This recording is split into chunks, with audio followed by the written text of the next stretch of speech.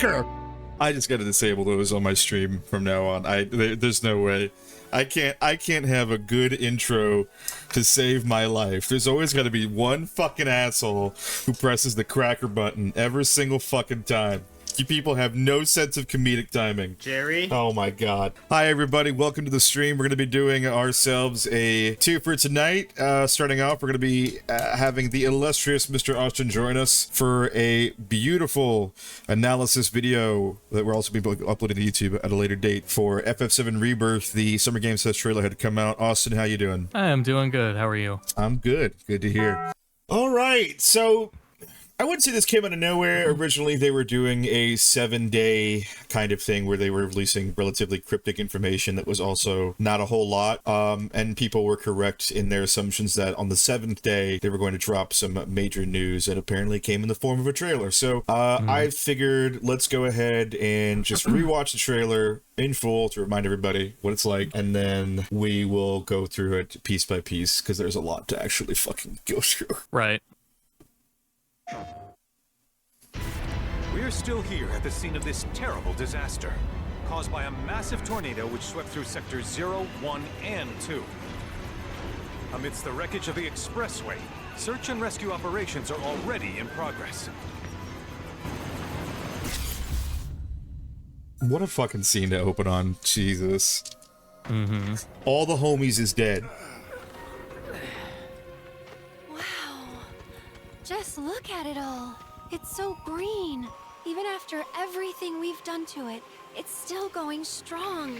It may look that way, but in reality, it's barely hanging on. I was wondering, what's Cloud been doing these past 5 years? Where's he been? And you're asking me this? This is gonna sound crazy, but as far as I know, Cloud was never in Nibelheim 5 years ago. One of the things that people poked fun at, I guess it was a console fanboy war thing. Cloud was clearly clipping through each and every one of those flowers, which is fine, but you know. Sephiroth. Shadows of the Man, I believe he called them. Sephiroth was in Midgard. We fought him. Whatever happened, he's alive. But why come back now? After 5 years, doing who knows what?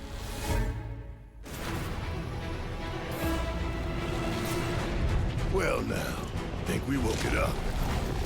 Angered it, more like. There he is, the boy. Playable. Playable good man. She may be new, but she's still a Turk.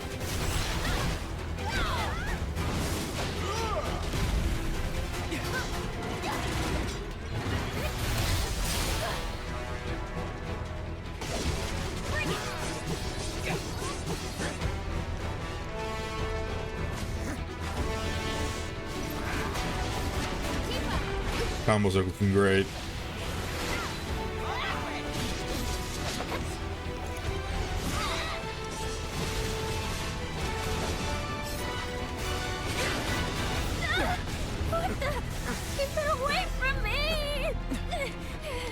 They say she's a monster, that she can peer inside you, into the very depths of your soul, that she can become those you love. Marie, yeah. You murdered my dad! You burned my village!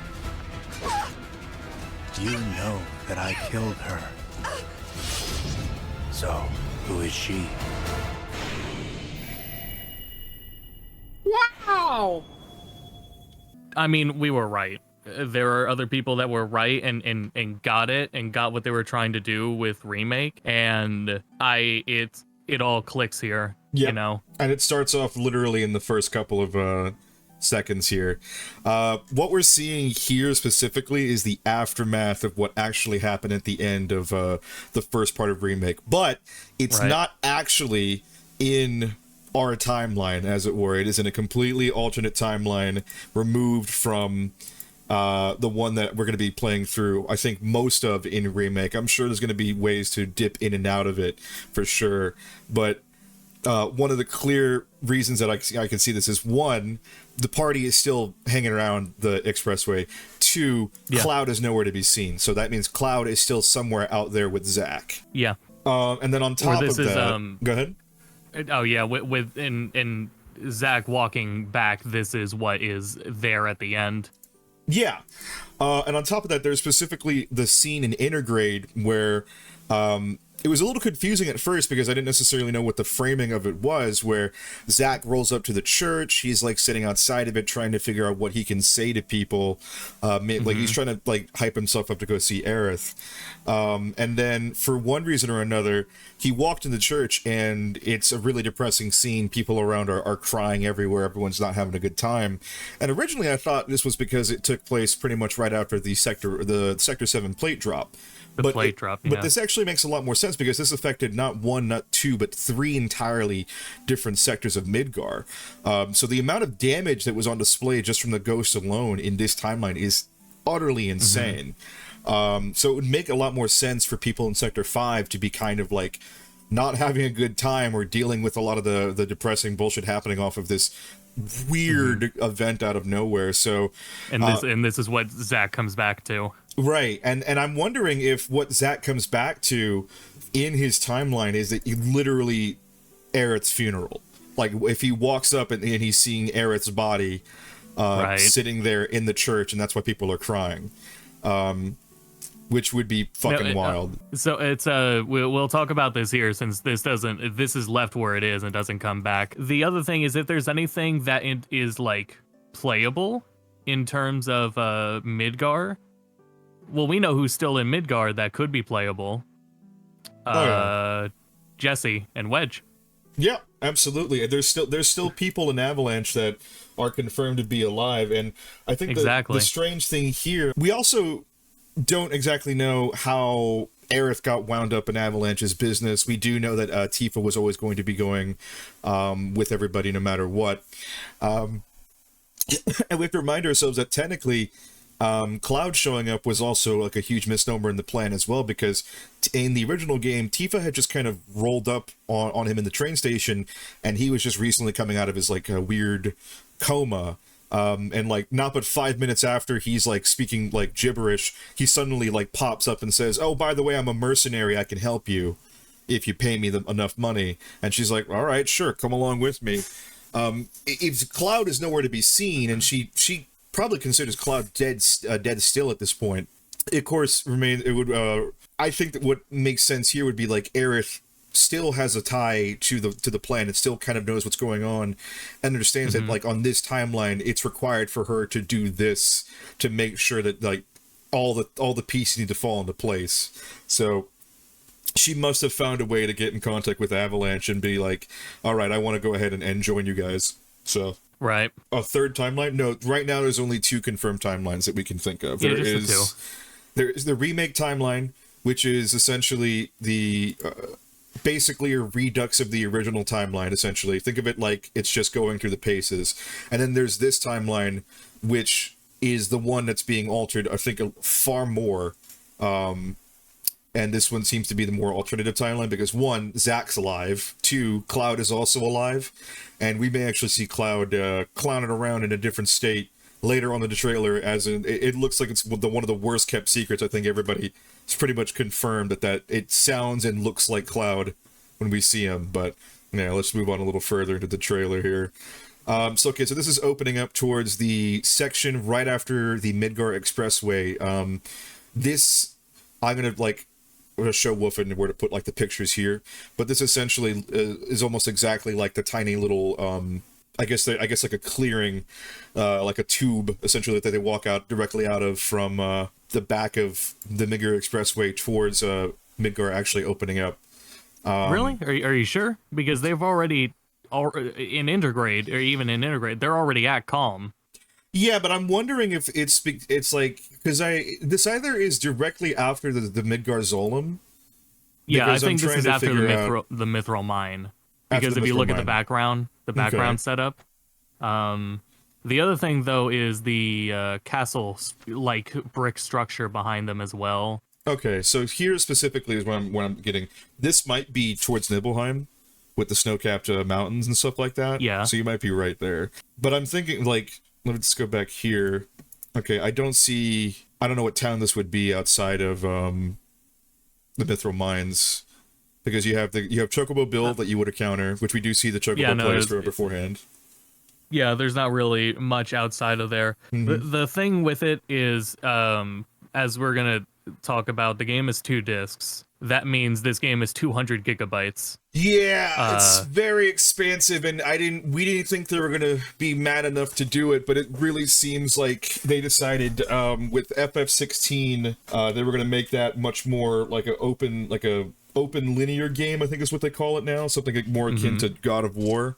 And this one is actually just open world, and that is pretty much hard confirmed with something that Austin is able to pick up on, which we'll talk about in a little bit as well. And it's if you're at that size, with it in where you are, Gaia is, they're doing all of Gaia. Gaia isn't a country. Gaia is a planet. Right. You're rendering an entire planet. Which is now insane. Oh man. Something I think they're gonna do, and we'll kind of see it in some shots, is they have to, and they were talking about it too, when Aerith's talking and Red as well. Gaia is still dying. It still has destruction around it. I think part of their explanation with having it's going to be kind of a barren open world with just the same locations, and I think they've inserted some destroyed new areas to explain why there isn't more out there, but because there's a whole ass planet.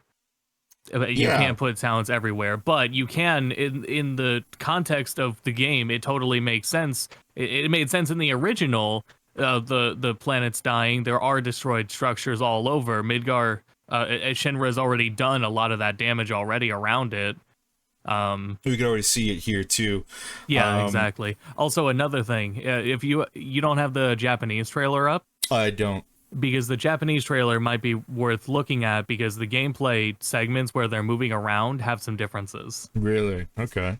In some of them, if you let me go ahead and pull switch it over to that. Another thing here to notice is that they are doing the three per party setup, but it seems like you're still going to be walking around with everybody running around. So that's pretty cool. Even in combat, the characters that aren't in the party are still visible and acting. Mm-hmm. But no, yeah, this they got the camera zoomed out. You got chocobos, the deteriorated areas. I was saying, windmills. There's Gungaga has windmills. I can't think of another. I don't think it's Gungaga. Right? I don't think it's Gungaga either. Right, because Gungaga's like much farther. I think Gungaga's on the other side where you have to go. We don't get to Gungaga until after Junon, so I'm assuming it's on the other side of Gaia, on the other side of the continent. So I think that's just like a normal place. They're probably going to be like miscellaneous establishments in small towns, because the thing about Gaia, as it were, in FF7, like we were saying, both in game and in like the original and possibly in this one, there's going to just be tons and tons of just areas of vegetation, more so than there's going to be towns, which is why people complaining about there being quote unquote no HD towns. I'm assuming there will be the big towns. We're going to see Junon, we're going to see Calm, we're going to see Nibelheim. They're not showing Costa it, obviously. Del Sol. Yeah, Costa del Sol is going to be a big one. And it makes more sense that these things would be far more spaced out, because I mean this basically is the closest we get to almost an apocalyptic scenario, which is kind of weird to say considering how pretty it looks. But this is Red is right in the trailer. He says it pretty much outright. It's like this is basically a facade. Like the world's getting fucked no matter what. Everything's getting drained out of it. It's just not a good look. And the further we go on, we get to see more bits and pieces of that as well. And up here, Austin is able to basically show me. So we see the objective marker looks pretty much the same from the last one, but a funny little number shows up. That's very, very far. That's a large amount of distance. There's larger ones later too. Right. I think there's one I saw that was almost 1,600 to 2,000. It's like 16. It's like 11K. 11K, which is insane. So that's open world. That is that whole beginner continent. Mm-hmm. And even from there, it's in terms of the structure of what they show so far. Even if this is after the Mithril Caves, we'll talk about the Mithril Caves later, since that's already there. Right. So I'll go ahead and let this section play out while we keep that's why I was like silent watching this, is because I couldn't perceive exactly where they were. Mm-hmm. And there's gonna be moments where I'm gonna probably turn. I guess we'll keep watching it just for the trailer, but there's gonna be moments I want to come back and actually let's like in the Chocobo, like it is interesting that if they're not in the party, they are still around and already ahead of you and in locations. Right. Okay, so there's also story bits being told within the actual, the dialogue as well, so let's go ahead and take a look into that as well here. Wow. It's very big, too. Just look at it all. It's so green. Even after everything we've done to it, it's still going Even strong. after all those plastic nets I keep throwing into the ocean. Reality, it's barely hanging on. Maybe we can let an electric company have a military. What's Cloud been doing these past 5 years? Where's he been? And you're asking me this? Okay, so that right there is a really big indication that, one, Tifa is definitely aware that Aerith is letting on to knows a lot more than she probably does, and two, we are definitely asking questions about this far earlier than necessary. Tifa we're already questioning Cloud's narrative. Right. We already kind of got bits and pieces of that, like almost right at the beginning of a remake when Tifa when he hands Tifa the flower and he's like, a guy can change in 5 years, and she goes, huh? Like, that's the thing that I think a lot of people miss for some reason, and they just kind of go, whatever. They probably just think she was being ultimately it's not relevant until now. Right. But where it's building up is really smart. We'll talk about that at the end of the trailer. Mm-hmm. But the other thing is just, it's really interesting to think that, she's actually looking at Aerith and is catching on to the fact that Aerith may or may not be in this weird quantum immortality state where she's letting on to know a lot more than she's supposed to about the Tifa's like, are you reading the script? Are you absolutely reading the script right now? Like, This is gonna sound crazy, but as far as I know, Cloud was never in Nibelheim 5 years ago. He was, but so this next part right here, Bugenhagen. So woo! Right now, this is as far as we know we are. As far as this part in the trailer, they go as far as Cosmo Canyon. Well, it was Cosmo Canyon. Cosmo Canyon is before or after Junon? I'm trying to remember what the. Oh, it was way after Junon. Way after, because they go from Coast of the Soul, into the boat. From Junon to Costa del Sol, so you can get your little what is it? But Cosmo Canyon's after that. I gotta replay the original again. It's been a little while. It's on the next continent. Yeah. But yeah. And if this is this is something I'm taking from Maximilian, but it's probably true. If anyone knows the script, it's 3 characters. It's Aerith, Sephiroth, and Bugenhagen. Yep. 100%. He probably knows exactly what's going on too. Yeah, Bugenhagen has been on the up and up since the original for quite some time now. I really hope he's on his little orbital ball. That's the one thing I hope they keep. It kind of looks like it. Oh yeah, they're teasing it. They're teasing it a little bit, but I hope that he's still doing that. And you can see the original or just the world map on that globe. Like you can spot Wutai on it. Really? Hold on, let me see that again.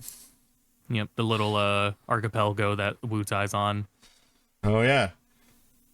Yeah, there it is. That's awesome. Okay, so let's go back. Blood coursing through its planetary. He's just talking about the live stream as well. According to Hojo, they're connected to Sephiroth. So this is another instance of the Mithril Caves were like 10 minutes in the original, and they're going to be a full chapter in this.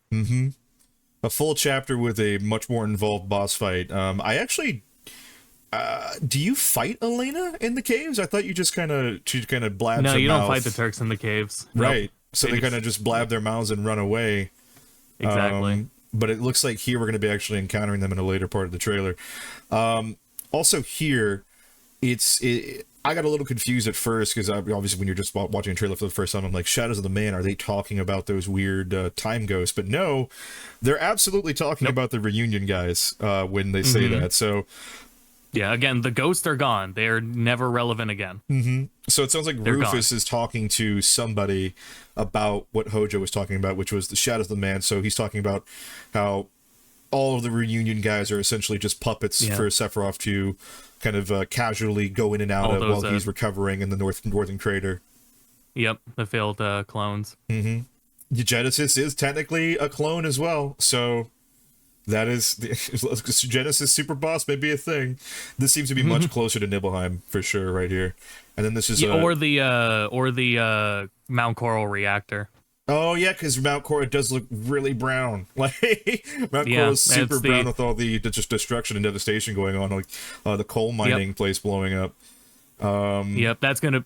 I can't wait. That's it. Everything they're gonna do with Coral, everything they haven't shown here, like they haven't shown Coral, Golden Saucer. Like they're saving all that for future trailers.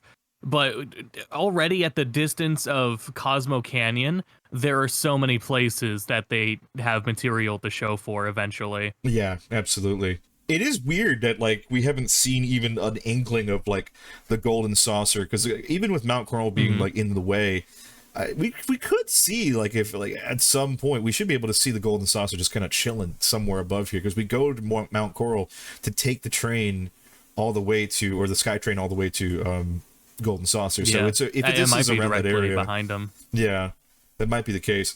Oh, you know what this actually looks like too? It reminds me of the drain in the desert too, like in that area.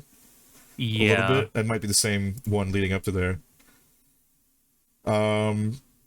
Okay, let's just open this up for what they're talking about in Calm. Sephiroth was in Midgard.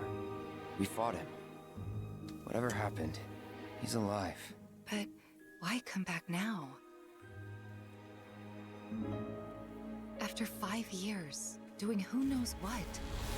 Someone pointed out a parallel in how sometimes when Sephiroth speaks in Remake, it's zoomed in on his mouth in the same way it's framed here. Which is, again, it's building on the narrative that we're going to be talking about later. The weirdo thing that he said that I'm assuming is a misdirect. I think it's a red herring on purpose, and I love that it is. But it would be absolutely wild if they go the route that we're all thinking they're going to, which is definitely different. And there was a really weird thing I think someone brought up in a thread I saw the other day, that when we get to another character that we're shown case here, Alston, that people were like, this looks a little crazily similar, but so obviously the trailer keeps moving on towards Reunion. Looks like they just they're fighting the Mithril Cave boss here. It looks like the party splits up at a certain point around this area too, because it's only Baron and Red fighting this guy right here. Which, yeah, just from taking a small look, everything seems to be pretty much the same. There are 2 additions, though. One, this button right here, I'm assuming it's the summon materia. I don't remember that actually ever appearing before in the original. I don't remember. It might be a quality of life thing. It might be a new quality of life thing, or it might be an indication that a dual tech is available, because they have these down here. These new ATB bars, like, kind of just sitting under here. And I want to see if I can confirm whether or not, if someone has a dual tech, if they're doing dual techs, if these are empty, then that's absolutely what this is. It means that a dual tech is available. And that's probably what this means too. I was watching Max theorize. There's something later that confirms it. I wasn't seeing it, but they were very sure looking at the UI that the limit uses for dual techs. Dual techs uses limit break. Oh, okay. All right. That would be really interesting, actually, and make a lot of sense considering I like what there's look really powerful. The least concern is how gameplay is. They've mastered it. So whatever additions they add on, it's just going to be better. It's literally one of the best ARPGs systems of all time, and it's just going to get better as it goes on. Okay, I like this era of solid action RPGs now. Yes, fantastic. Elena comes out of nowhere. Here's the thing that I was talking about earlier, Austin. Elena, her model looks really, really similar, doesn't it? Oh, what are you getting at? It's really close to Tifa's model, right? That is my first thought. Right. It looks really, really close to Tifa, which is very... That could be... Now, someone was saying, like, that is very strange, especially considering the fact that Elena in the original is not peppy or has, you know, she's actually a lot more, I wouldn't say forlorn, but she's definitely like the newbie, the rookie who's like basically opening her mouth and trying to be super cool, but failing to do so. This one, she seems far more confident, and what's more, I forget how Elena fights, but she's fighting hand to hand. So in the Japanese version, she does call herself a newbie. Right. She says here like a illustrious Ricky or something like that. Keep your eyes on the Turks' latest and greatest, Elena. Ah, okay. I would take a interpretation, maybe. Yeah, it's an interesting idea, I think, but that I think is dipping a little bit into the tinfoil hat conspiracy theory kind of thing. Moving on, we're seeing more gameplay. It is. She's you know, as Root says, she's a Turk, so she's already capable. That's like a first class being excited. You know, but. And as we've seen, everybody just loves to fucking fight in this universe. Everyone's just pumped to fight at all times. Cool set pieces. We're fights. Yeah, exactly. We're getting the return of the cool cutscenes happening. I thought this was originally like, oh, okay, these are dual text. These might actually be limit breaks that they're doing right here, enemy limit breaks, because they're focusing so much attention on them. That'd be cool. Like they have their own dual text. I don't know. I could also just see being like a mid-phase transition. Right. Moving past this. Well, then again, maybe not, because how would it know? Okay, unless you did have to have Tifa and Aerith for this fight, and Red and Barrett do have to split off. Narratively, that might make sense. Yeah, that's what I'm saying. I think this is where they split, because we don't see Barrett or Red anywhere near this. Well, what if they had the choice of who to split with? But it would narratively make more sense to split it like this. So it could be the same way that the Sephiroth fight works in the original remake, where the cutscene is different no matter what. Depending on, and it just depends on how you chose to play throughout the entire game. So I'm assuming there's going to be multiple moments that they're setting up, which would make sense when it be in conjunction with the idea of why this game is also just as big, because they're probably are a lot of like movies and cutscenes already, like in between battle transitions, that are going to account for player choice, which would be really cool, actually. Yeah. But it makes a lot more sense for this to be Baron and Red are split up, so they're not here. And we still do have to, now we do have to accommodate for that more, especially with choices between Tifa and Aerith, because now we do have the gold saucer, so we do have a gold saucer date. Oh boy. After this is happening, they kind of go straight to the more of the open world gameplay, and we see just a cute little cool, babbling brook, very cool, and then immediately into combat. Has a whole new move to Operator, Strong Attack. This seems to me like they may, he's using the Buster Sword, but it doesn't seem like it's using an ATB. Like, this is part, of a whole new Punisher stance, or, the Operator mode, as it were. Yeah, it might have been off a reaction. So it might have been that, or there might be ways to upgrade your stances now, which would be really cool to unlock new abilities and new combos. Because I think that's the one thing I would argue, is that as much as I liked the combos that were available in Remake, it does kind of, after a certain amount of time, you are just kind of doing the same thing over and over again. So having the ability to actually unlock new moves would be really cool, and you are just kind of juggling the absolutely piss out of these dudes really hard. It's really cool. Okay, right here, Junon. We're on the outskirts of Junon. Crazy. The railway cannon is right there. It's the one that's built on the mountain, and then the High Wind is just chilling right there too. The High Wind is there. Yeah. Unless there's a reason it's there early. This is Junon Revisit. Maybe if this were Junon Revisit, this would be past in the middle of Disc 2. So how do we get Highwind in the original? Because I was under the impression that the Highwind was already, like, the Rufus was already walking around in a version of the Highwind, if not the Highwind, and we kind of just commandeer it. That's what I'm was trying to think of. Because I think this is the one that the Rufus comes down in, and when you're disguised as a Shinra trooper, you're sitting on the outskirts, and you have to do that whole, hey, look how cool we are, we're Shinra troops, woo, thing to make him feel better about himself or whatever. Yeah.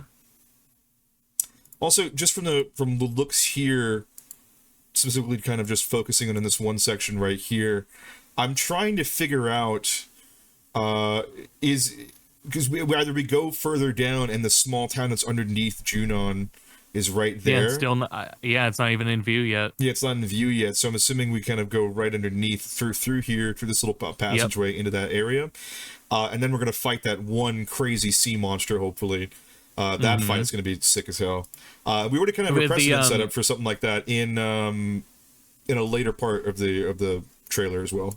I'm still on, like, where that places things. If I mean, I guess where else would the Highwind be, right? But I don't know. That is the point where on the revisit is where you get it from. Like, you get it from there. Mm-hmm. It would be kind of cool to sit there, because that also is pretty much hard confirmation that Sid is there.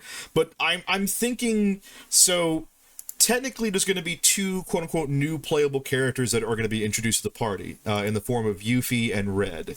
And I think, while, yes, Vincent and Sid showing up before Disc 2 happens, I'm of the mindset that we're not going to get playable Sid and Vincent on Rebirth. I'll be honest. And the reason why I say that is because I think what they're going to do is they're going to do every version of the game, there's going to be two new playable characters. So we're going to see Sid for sure. We're going to have to see Sid because the Highwind is available. We're going to be screwing around that area anyway.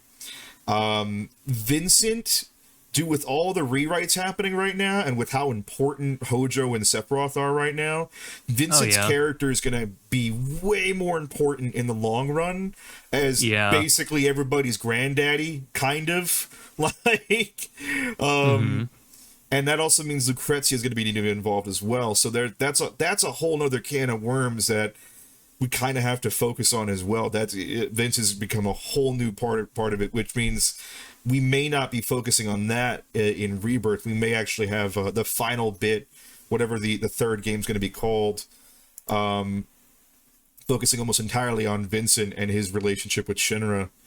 Or I'm wrong, and hopefully I'm wrong, and we get basically almost the full cast playable. Kate Sith is going to be around here, and I think Kate Sith is going to be the last playable character, if anything. Right. And then Sid and Vincent are not going to be playable. In terms of, like, how much they cover, because I mean, if they meet Sid and Sid would be taking them, I guess Sid would just work as a. Well, no. Sorry, I'm thinking as if Sid has the Highwind already. He doesn't. It's just. You still travel plenty after Rocket Town. Before, but we travel with the was it the Bronco? Bronco. Yeah. Yeah. So you still have to go to Temple of the Ancients and then Bone Village and Forgotten Capital there. Right.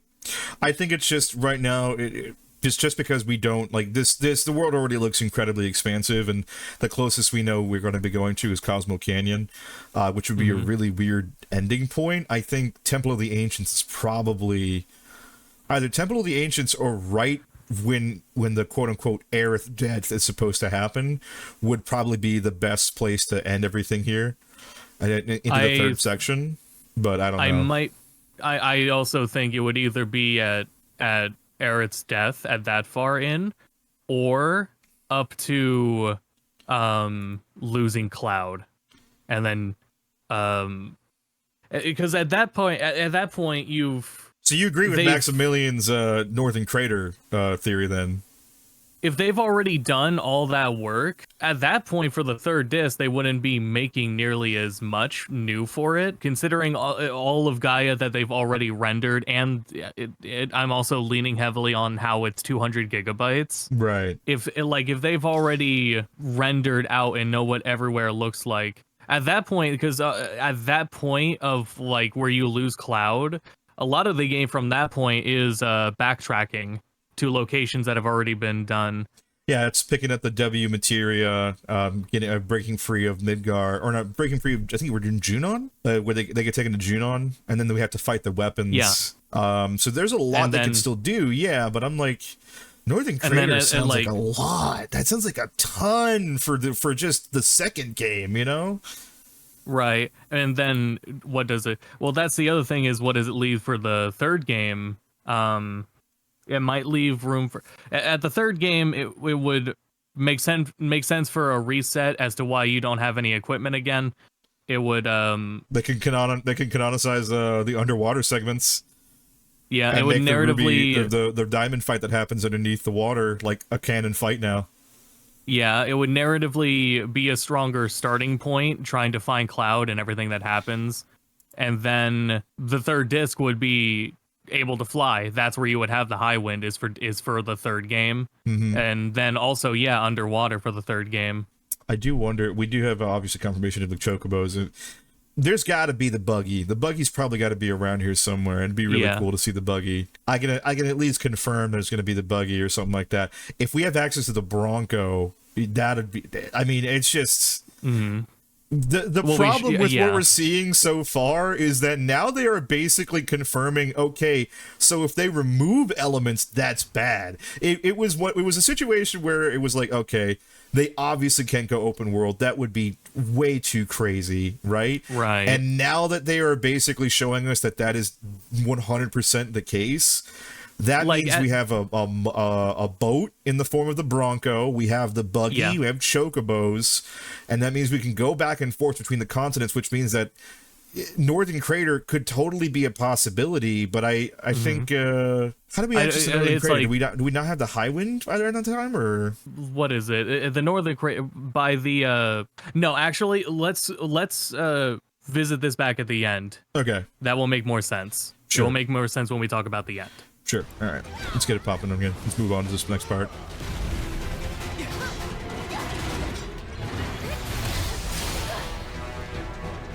Cutscene looks cool as shit. Oh, and Mithril Caves. That's why I thought, like, in the beginning when they're coming out of the place, it would be the Mithril Caves, because the interior of where they're leaving is aesthetically similar to where they were in the cave. Mm-hmm. In the mine, rather. Well, the reason why I brought up the fact that it was possibly them opening up to Midgar is because Aerith is not familiar at all. Oh, wow, I see it. The 11,000 right there. Yeah. Wow. Yep. That is... Wow. Yeah, no, we may have access to the Bronco. That is 11,000 meters away. Holy shit. How That's big another is this continent. game? It's a planet. It's an open world planet. At least 2/3 of it. Right, I'm still in disbelief. I'm looking at this like, how is this even possible? But I mean, PS5 is kind of wild, so. That and UE5. Yep.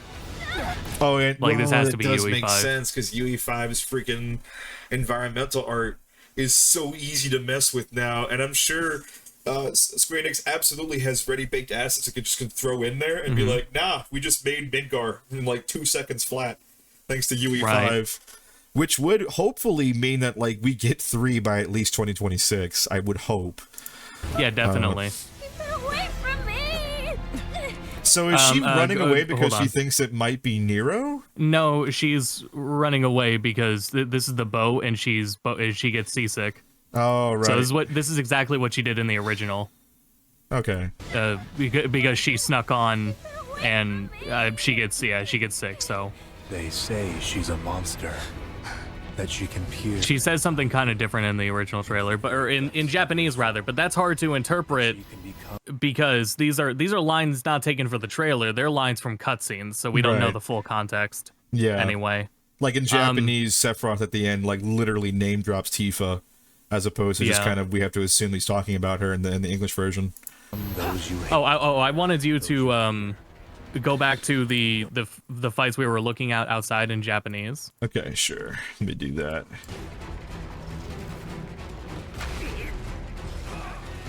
Okay, yeah. Different gameplay a little bit. I meant outside. Like that much far later. All right, let's see. I guess like with the parts with Yuffie. Oh, there we go. Different angle. This part is, and we'll see it in the Yuffie fight too. There is less fog. Oh, I see him. Okay, I see Barrett kind of chilling in the back. Yeah. So there's no fog here now. And there is further away. So it's, see, I don't know if it's something with weather, but there is something dynamically different between the footage, and because, you know, there's not nearly as much fog here. Oh, that's a launcher. That's what that is. You just dead ass have a launcher now. Yeah, in the Japanese it shows it a little bit earlier. Yeah. Yeah, and on the animations are just way fast. So they also, this system looks way faster than Remake too. That's the craziest part as well that I'm noticing. The speed and the momentum of combat has been increased exponentially. That's fucking dope as shit. Yeah, no, this is without ATB. That's purely a launcher with a juggle move. That's awesome. That might be like a hold input or something. And I do see. There he is, just kind of shooting in the background, and he's not in the party. That's really cool. I was wondering how they're going to be able to do this, but it makes sense if they're kind of fighting like superfluous enemies in the background or something like that. That'd be really neat. Because otherwise, in the original, everyone is just chilling at like Costa del Sol until they get the call on the phone, to show up. So I mean, might as well just have them all together. Yeah. Yeah, we can go back to English now. Those you love. Let's just read what he's saying here. So back to Genova. Yeah, this is on the boat. So this is post sailor disguises. You murdered my dad. You burned my village. You know that I killed her. So, who is she? Yeah. Lot to unpack from just that statement right there. A lot of what a lot of the narrative of this trailer specifically is how Cloud is having his story questioned. Sephiroth is backing him up. And also questioning, why is Tifa alive? I killed her, didn't I? That would be entirely different, like a different way for him to get into his head this time around, as opposed to just being like, you're a useless puppet of mine. Because he specifically at the end of Remake is trying to reach out to Cloud. Like, he needs Cloud for something. He needs him for something. There's something that, like, Sephiroth absolutely needs his cooperation with it. He just hasn't refused to talk about.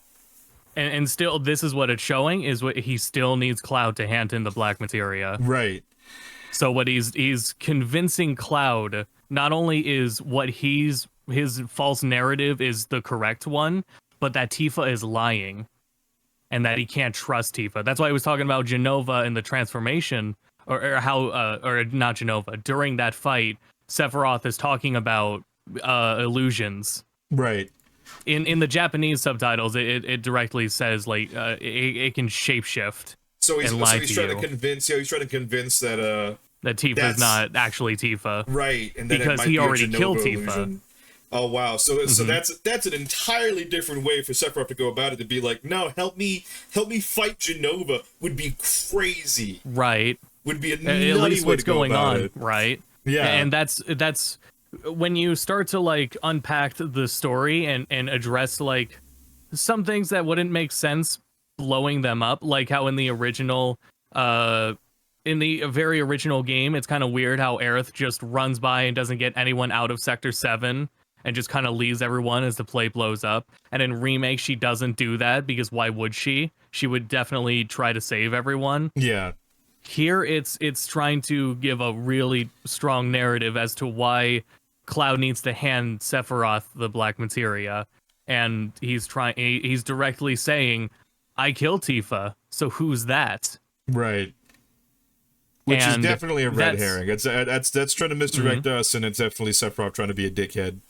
And it's definitely the timeline shenanigan is what's essentially going on, which means that he might try to convince Cloud that he's not in the place he's supposed to be.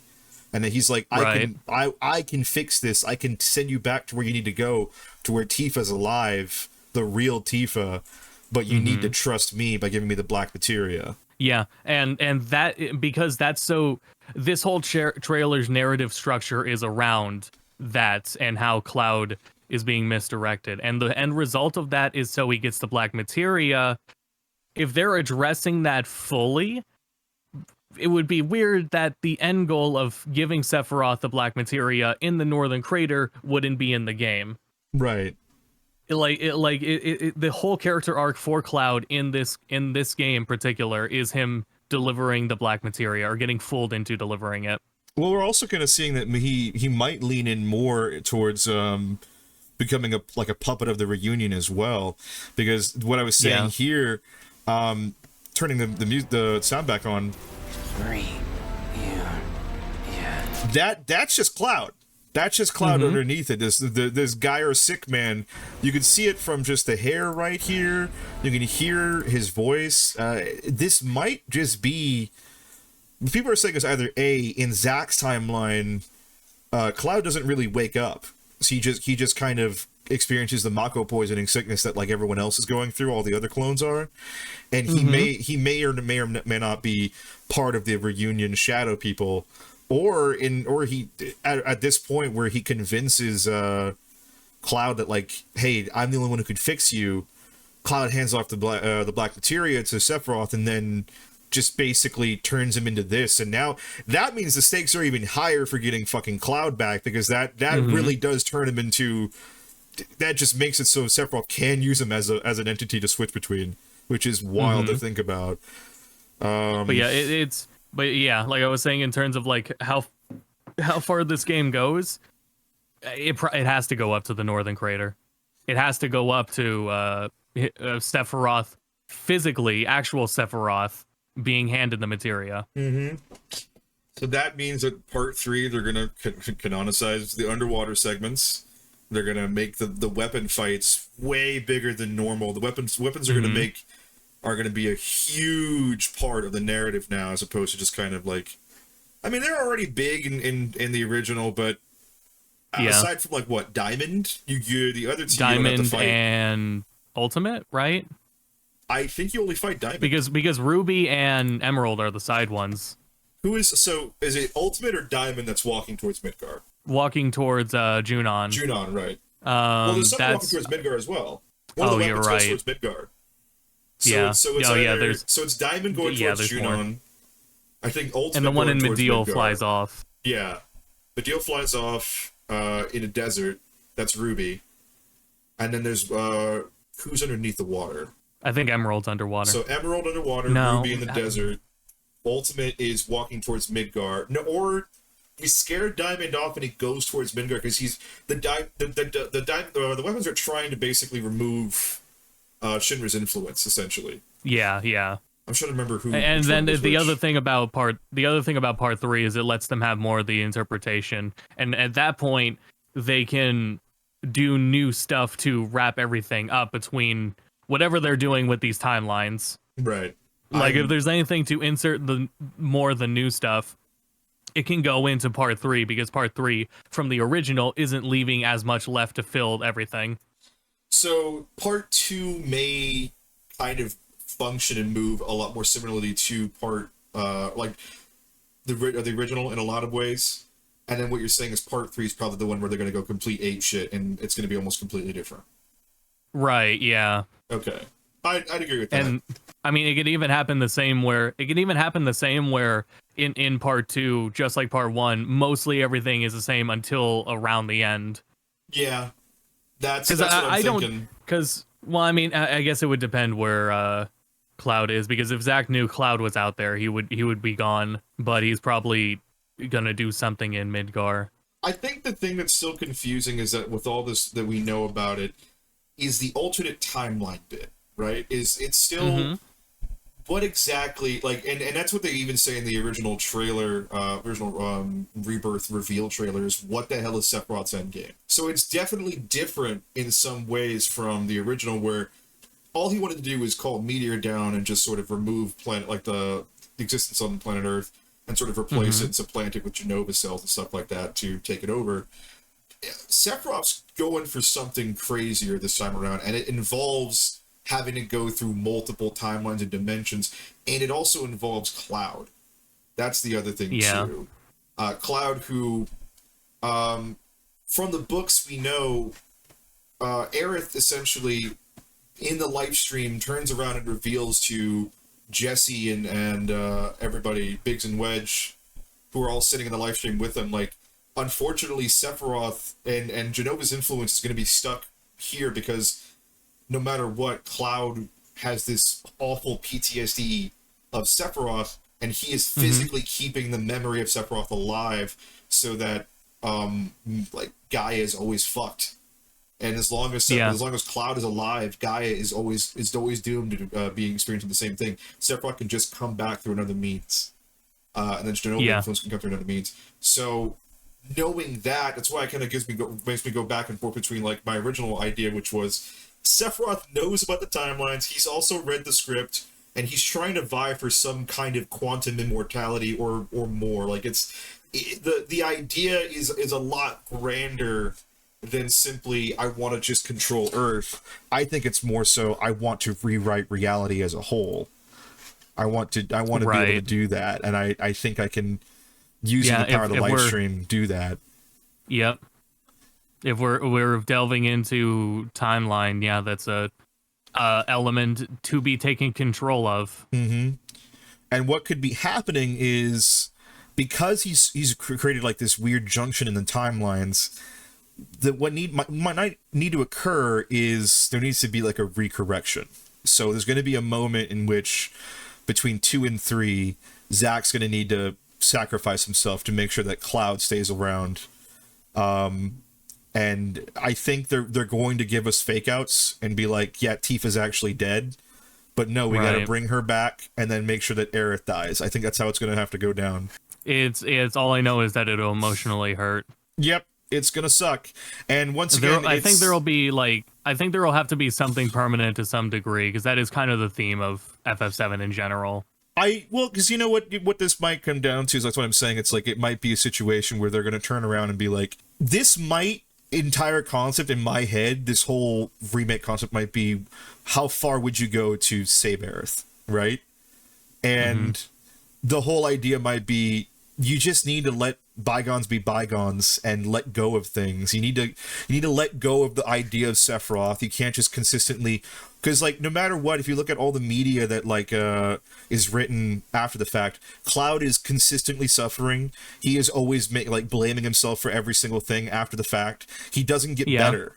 He just gets worse, progressively worse, and Tifa has to deal with him just doing that. And as that gets worse, it becomes even a worse influence on the rest of Gaia, and we kind of just slowly but surely see the extinction of the human race, probably due to the constant fights between Cloud and Sephiroth. And it's just like, this sucks. Like, this is a bad existence for people to be. So what this is going to probably be about is Cloud finally learning to just let go, like forgive himself for what he did, understand that he can't change everything. Certain things have to happen in a certain way, and if they don't, then this whole shit will just keep going back and forth. This thing will just keep cycling into the ground until it gets worse and worse and worse. So that might be what they're building up towards. That's why I'm thinking like the idea of rebirth is less about the timeline and more about Cloud and co just physically being able to like rebirth themselves, like come back. I have an almost come to Jesus moment of like, we're not bad people.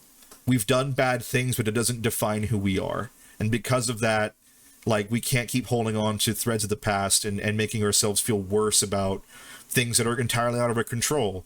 Aerith died, but we did everything we could, and Aerith died not in vain. And that's the craziest part, is he's always thought it was in vain. So yeah, my big quote unquote thing is, this is going to be a whole thing about redemption. That's why I'm thinking it's going to be remake, rebirth, redemption is the final tagline. Right, that would make sense, I think. So that's my tinfoil hat conspiracy idea. Either way, I'm very excited. No matter what, it's gonna be like really emotional. And God, I've set myself up. I think you and I had the same exact feeling kind of coming away from the original, where we were so excited by what was done well in the remake that seeing the weirdo time shenanigans happening made us kind of turn us both off. It has to be after you settle with the fact that it's not a remake. Yes. And then you start embracing what they're doing. And at that point, when you're not trying to think of it as a remake anymore, a lot of things start clicking and making more sense. Right. I'm just along for the ride at this point, I think it's... Yeah, exactly. I've gotten over it. This is the way they're going to go down, and to be honest, it's the idea that they've turned around and... first of all, thank God to Unreal 5 for giving people the opportunity to even allow this to happen. But all this says, though, if Final Fantasy 17 isn't directly open world, there's going to be a lot of hell to pay. I'm definitely excited for 16. I think 16 is going to be one of the best Final Fantasies in a very long time to come out. But I think after seeing the fact that this game is going to be entirely open world, there's going to be no excuse moving forward that every single Final Fantasy game moving forward has to follow what the model that Rebirth is going with. So we definitely are going to be hearing about 17 within this console generation. I think we're going to be finishing out this console generation with Final Fantasy 7 Part 3, aka Redemption. I'm calling it. I'm putting my nose in this, my line in the sand. It's going to probably be like the perfect, what people have wanted for so long, and now that the technology is finally there, right? Exactly. And people's terrible, and people are like, the idea of like giving larger hard drive space to consoles becoming much more prominent now. The idea of 200. It was a good marketing idea to say 2 discs instead of 200 gigabytes minimum. I want them to figure out a way to do it. I think they can. But I want them to definitely do a disc transfer. I want them to figure it out, because if that happens, I think that'll make everybody in the room just go, "Yep, game of the year," like immediately. It's really hard to, because all those PS1 games, the only difference between what was on the discs was the pre-rendered videos. Yeah. So there was like for some of those games, you can mid-game eject the disc and put in a different version of the disc, and it will still play up until you get to something that has to load like a pre-rendered video. Otherwise, those discs were like, the only difference between them was pre-rendered FMVs. Right. I just think it'd be like, I'm sure they could figure it out, like a really cute, like you could just play off of like both discs after a certain point, but just somewhere halfway, just be like insert disc 2. And you could probably do that by just flagging it as like you could probably flag both discs as play disc. 100%. You would do please install disc 2. Yeah, you would do that. And if it's and if the disc moment is at something emotional like where Aerith would die, you're just gonna be sitting there during the intermission while it installs. Yeah. Emotional. Just that would make for a physical, like, emotional break for the player. Just Cloud and Tifa smoking a cigarette on the screen, a la MGS4 from all the trauma. Yeah, that's what. There was a moment in Xenoblade 3 where at the end of a chapter in Xenoblade 3, I sat there crying for a half hour, and I'm not exaggerating. It was at minimum a half hour, staring at that save screen. I think I know the chapter you're talking about. It was a nutty chapter. I tell you. So that's exactly what I think of with like forcing the player to wait as it installs. You know what? I think they're basically gonna have the majority of the game installed on both discs, and there's a small little 100 megabytes that you don't install. Just be like, all right, now put in disc 2, and then you're like, yeah, let me do that. Or something like that. There's got to be a way, because I think the idea that they're doing the marketing around it, it would be remiss for them to not take advantage of that at some point and be like, insert it. I think that is going to absolutely make everybody really excited. And I'm really, really curious to see a lot of the people who were very much against the idea of remake because of how linear the first game was and how much it kind of like it definitely smacks a lot more of like a Final Fantasy 13 situation where, for the most part, you really don't have a whole lot of freedom, and it looks like in this one, you're going to have boundless freedom to do whatever you want and approach things however you want, which is insane to think about. It really is what it originally was Midgar was a linear area, and it didn't. Midgar makes up like 40% of the whole game script. You're in Midgar longer than you are any other location in the game, and it's also the whole like visual theme of it is Midgar. So exploring it has always made more sense to expand on it, and then you are opening up to the open world, the world to explore rather. Yep. It'd be I love not just Final Fantasy 7, but Final Fantasy in general. Followed that for a while. Oh yeah. Being up until they releases the whole FF7 remake compilation as a single collection, and it'd be 1 terabyte minimum. That's not gonna happen, but it'd be funny. We're at I guess like 400 gigabytes, maybe 500. Yeah, I'm thinking it's gonna be 500 altogether. I don't know how big 7 remake is on PS5. On PS5 for me it's at least 98 gigs, 120 gigs. So yeah, so 400 to 500 for the whole trilogy. To keep remake on my PS5, I have to essentially delete other games to do to like if I want to play a new game, I look at remake and I go, I haven't played it in a while. I'm still not going to delete it. I don't know why. It's just on the offhand that I go, nah, I need some more remake. I got to keep it there. So yeah, I've just enjoyed going through it because the PS5 upgrade was so nice and visually nice, and the 60 FPS.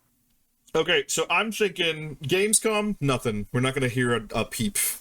Tokyo Game Show? Now they'll probably just be, well, maybe, TGS maybe. TGS, we're probably going to get a trailer. Because 16 Awards, should be out by then. Yeah, 16's going to be out, but I think that just because Gamescom, unfortunately, is just like this weird in-between for a lot of people, it'd be cool if we get something on it. If they, I don't know, so Square, someone has to have been convincing them of something, because they seem to really be trying to, like, change how they market things, and with this game, effectively... Yeah, like, if this game being, trying to, like... This game is so close to release. Yeah, with how they're marketing, this game is so close to release, essentially. That we actually have, like... So, I'm assuming February is the latest we're going to get it. January, if we're lucky. Sorry, Persona. I think at the latest March, because that definitely sounds like Q1, and also before, what's the year? Like, you know, beginning of April for finances. Square Enix has been yelling about how this fiscal year is going to be huge for them. Yes. Yeah, but they're also sitting there talking about how there have been complaints about there being low pre-orders in Japan.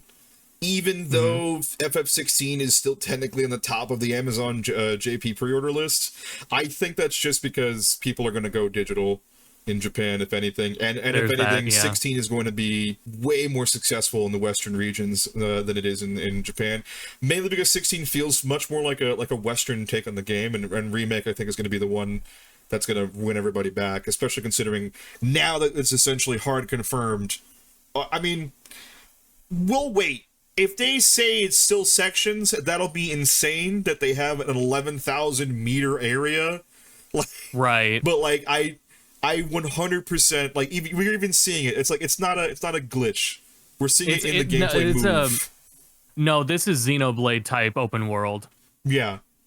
It's exactly like Xenoblade type open world. And again, like, that's what I'm thinking is, like, they get to work with the in-canon makes sense excuse that this planet is dying. It's not going to be populated very much, if at all, because Shinra's already run it dry, and Shinra has bombed places in the past. And if the decayed area they show at the one part in the trailer is kind of indicative of that, and like showing the player, like, this is why the world is physically empty, is because if there was anything, it's already destroyed.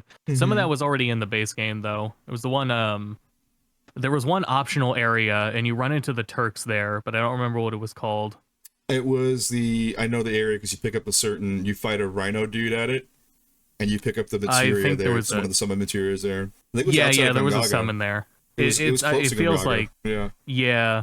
I didn't even think about Wu Tai the idea of like Wu-Tai and all the crazy culture and all the stuff there is going to be, the idea I can't that this wait. It's game gonna be so beautiful. is, first and foremost, like, this is going to be, if what we think is what they're doing is actually true, this is going to be the biggest open world game probably ever until GTA 6. Right, it's a planet. It's a planet. And this is going to be the largest open world game of all time, which is like insane to think about.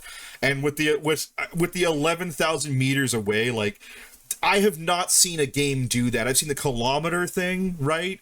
But even then, like, to think that they're gonna put all their marbles into the basket of FF7 Rebirth, but it makes sense too, because it's one of the most popular in the franchise. So putting all your eggs in this basket and going, no, we're gonna see if we can do this, if we can make a real Final Fantasy with this much detail, this much stuff going on, this much space, and if it requires 200 gigabytes, how can we convince people to do that? We'll put it on multiple discs and make it be like insert disc again and bring people back to that. And that is probably like the way they're going to go about it. And that is genius.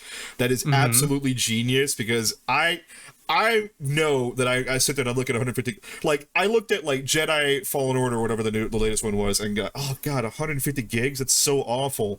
And I'm looking at this like, but 2 disc though? Yeah, exactly. Yeah. You know? But also, it's just the scale that's being promised is so much more different than we're seeing with all these other games that are as big. So, yeah, even if it does, like, where we can, like, at the very least, the Forgotten Capital where Aerith dies, like that's kind of at minimum. Because if they would go to Cosmo Canyon, they're probably going to go that far anyway. Oh yeah, like the fact that Cosmo Canyon's there, but where I was looking at was it's near Gungaga. It is the route to the the destroyed reactor by Gungaga. Oh yeah.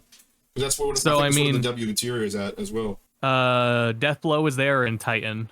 Yeah. So that's probably that might be what could be what the ruins are about. No, yeah, if they're, that's already like, and there's also no way they wouldn't do Wu-Tai, because if they had a DLC again, I don't think the second DLC would be about Yuffie again.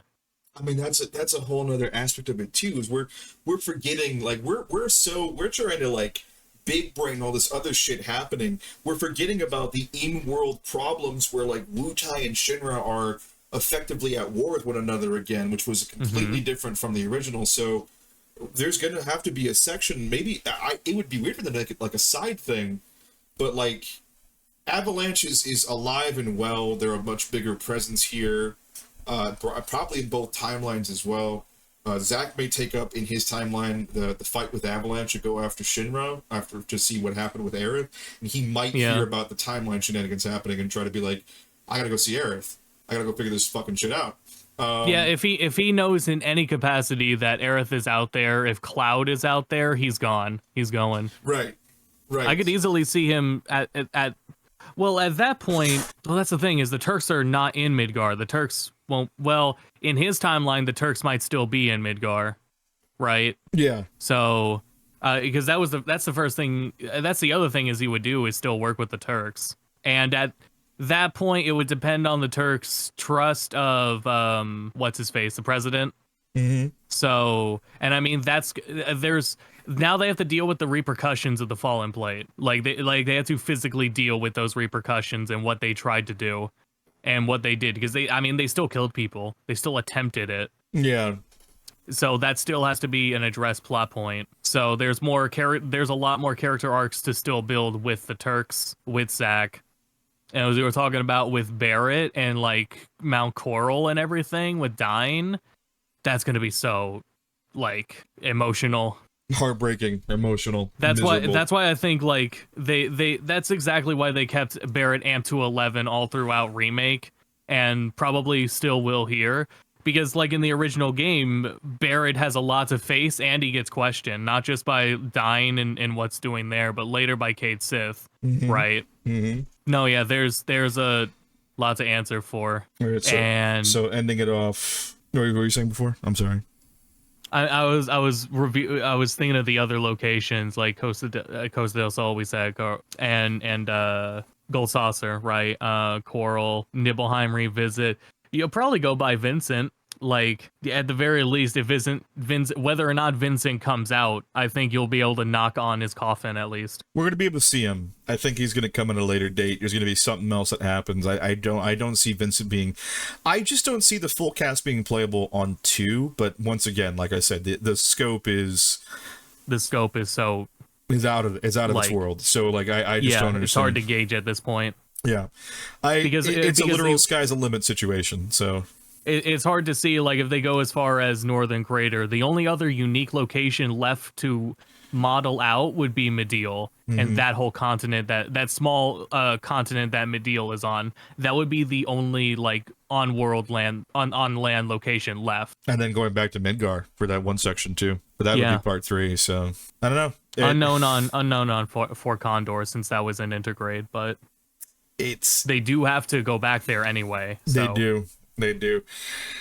It's weird. It's cool. It's weird. This is like the craziest confirmation, and if they are doing what we're thinking they're doing, like I said, to reiterate, this is going to define Final Fantasy for the next couple of generations for sure.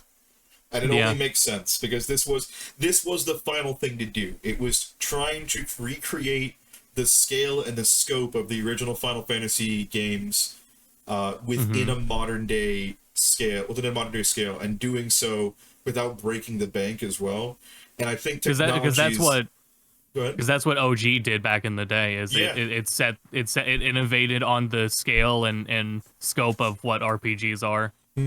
How it looks, how it plays, how it feels, and how far you can go. You know, and doing that same exact thing here with the help of the technologies like UE5, essentially making it so environmental art is like a thing of the past. Streaming technology is insane. Yeah, someone in chat said it. The closest like a thing we're gonna get next to it is like, SAO tech is gonna be the next big logical leap, essentially. Because if you start revealing that like you can make worlds that are literal planet sized and you can actually make them fun and just as detailed as you could back in the day, that'll change the landscape of gaming as we know it. Like it's insane to think about and to put so much precedence on this game, which is why I'm hoping we're not talking out of our asses and there's some hard confirmation that yes, this is going to be as crazy big as we think it's going to be.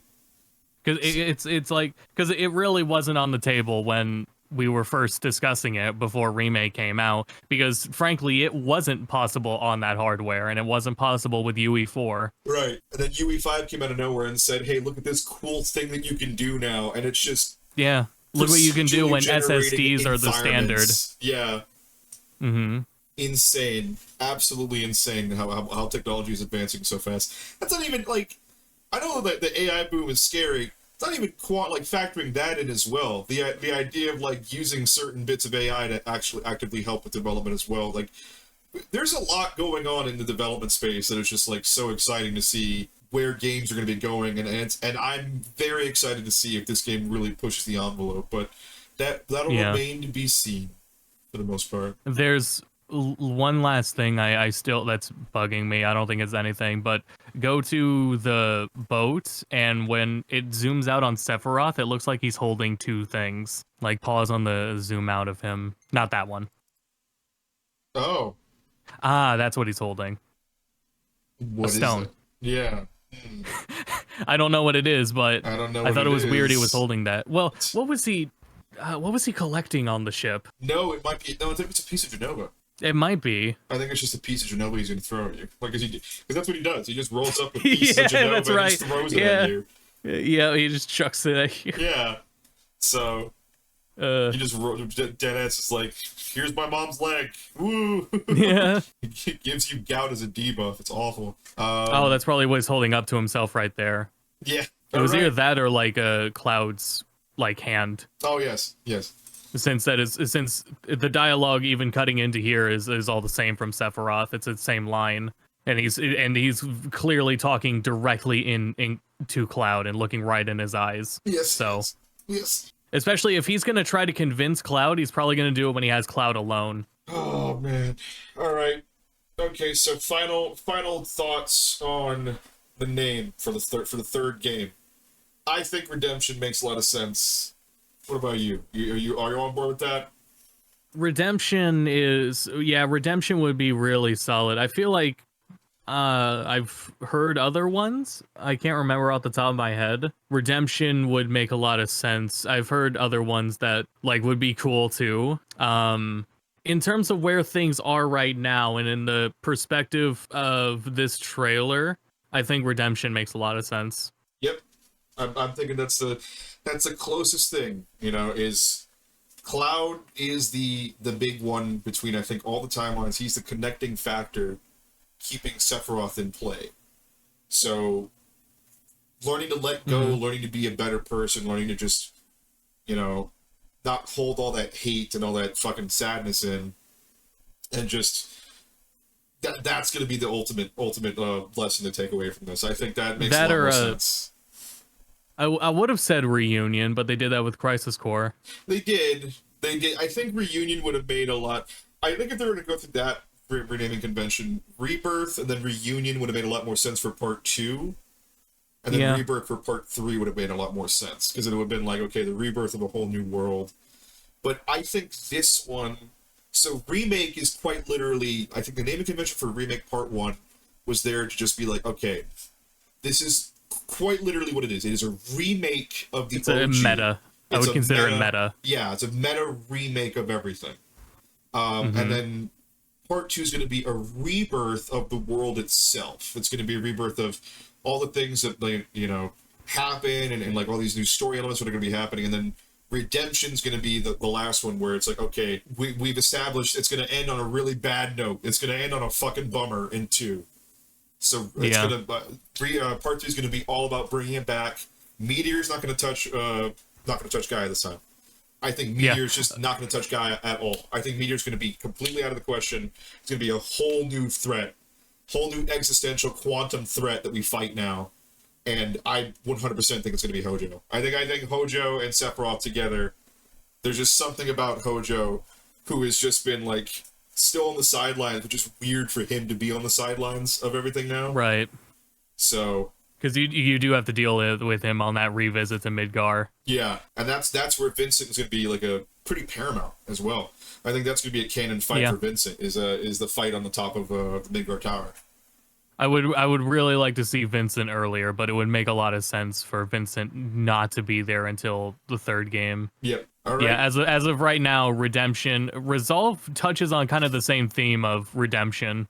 Yeah, I think it's just like Resolve. It definitely makes a lot of sense because it's just okay. Now we have to just basically get like all the shit fixed, and we have to work together. Wherever part 2 ends will not just be emotional, but it's going to be one hell of a cliffhanger. It's going to be a cliffhanger we have to sit on for years. Right. If they call it Rebuild, I'm out. That's just too much. Anyways, Mr. Austin, this has been another fantastic time talking about this with you. The next trailer will show up. And now... whatever the next trailer is, and if there's no demo by TGS, Game Awards will probably drop a demo. Yes, 100%. Now, with that being said, I will announce that I'm just going to just finish up the script for the full FF7 remake thing that I was trying to do. The chapter by chapter analysis. The first part is almost done. I've almost uploaded all the footage I need to give to Wolfen. I have like a whole chapter I need to do for Wolfen first. But now that Rebirth is finally basically in the swing of things, I am going to start dedicating time. That'll be the big video project for this year, is just the full chapter by chapter analysis of Remake. Austin will probably be there in some capacity, of course. I don't know, probably near the end while we talk more about like this stuff, and we're probably going to have more information on Rebirth anyway, as we get closer to the end of the year. So please be on the lookout for that. I'm very excited about that. So, Austin, thanks so much for joining. Yeah, no problem. Absolutely. Everyone, please plug your channel. Please do everything. That's on Austin SV on YouTube and everywhere else, really, doing comprehensive port reviews of every Final Fantasy is up there. If you're ever wondering which version to play, and every Final Fantasy except the MMOs and 15. Mm-hmm. Sounds good. Well, thanks for coming aboard. Yeah, no problem. All right, brother. I'll see you. Yep, talk to you later.